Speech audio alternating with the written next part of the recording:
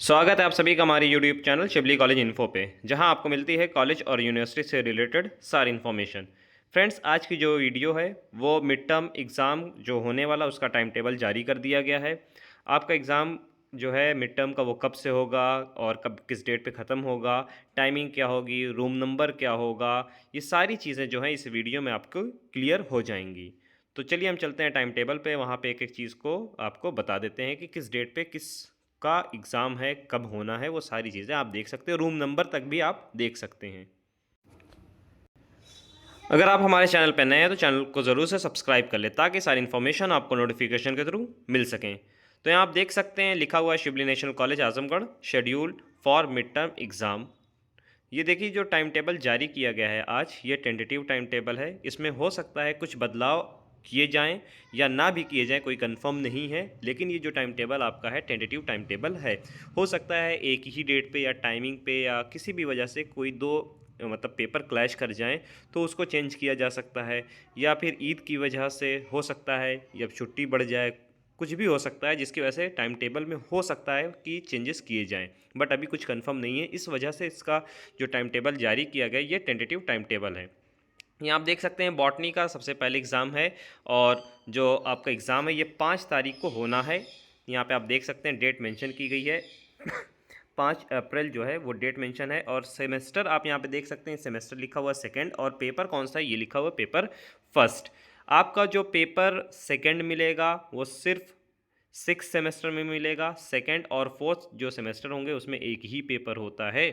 और उसके बाद टाइमिंग आप देख सकते हैं, टाइमिंग लिखी हुई है 9 बजे से लेकर के 10 बजे के बीच में होगा। 1 घंटे का आपका पेपर होगा। और जो रूम नंबर है, room number 3 to room number 15 तक में ये आपका जो सीटिंग अरेंजमेंट होगा उस रूम नंबर में होगा। उसके बाद आप देख सकते हैं इकोनॉमिक्स का, फिर उसके बाद आप यहाँ पे देख सकते हैं उर्दू का। तो इसमें आप यहाँ पे देखिए बॉटनी का सभी का एक साथ होगा, first sorry second semester, fourth semester और सिक्स सेमेस्टर का। फिर इकोनॉमिक्स का इसी तरह से एक साथ होगा सबका, सेकंड फोर्थ और सिक्स सेमेस्टर का। आप यहाँ टाइमिंग भी देख सकते हैं, टाइमिंग सभी का मेंशन किया गया है और जो क्लासरूम है यहाँ पे मेंशन किया गया है।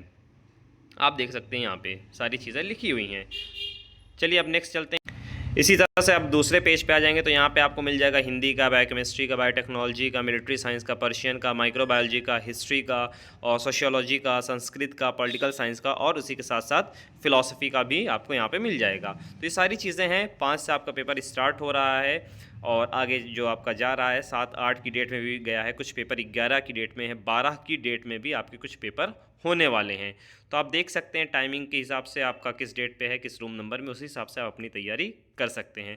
नेक्स्ट यहाँ पे आप देखिए लिखा हुआ है physical education, computer science, statics और केमिस्ट्री का है, जियोग्राफी का है, साइकोलॉजी का है, जूलॉजी का और मैथमेटिक्स का है।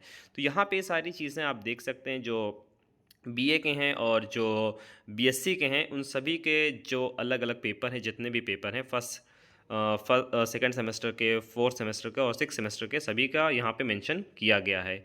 और पेपर का भी नाम लिखा हुआ है कि फ़र्स्ट पेपर होगा कि सेकंड पेपर होगा। टाइमिंग भी दी गई है यहाँ पे आपकी।